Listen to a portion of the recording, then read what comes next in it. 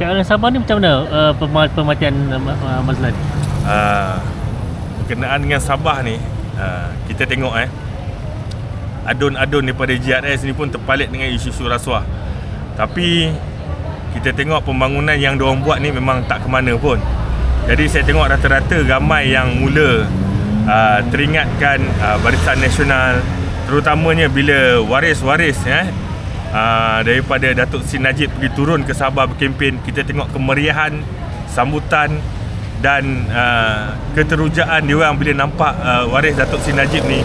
Maknanya BN ni adalah harapan besar. Sebab selama ni diorang tengok pembangunan yang ada kebanyakannya yang dibuat oleh Barisan Nasional sebelum ni. Tapi bila tukar kerajaan, kita tengok dan diorang rasa sendiri memang jauh lah berbeza. Tambah-tambah lagi Pan Bono tu.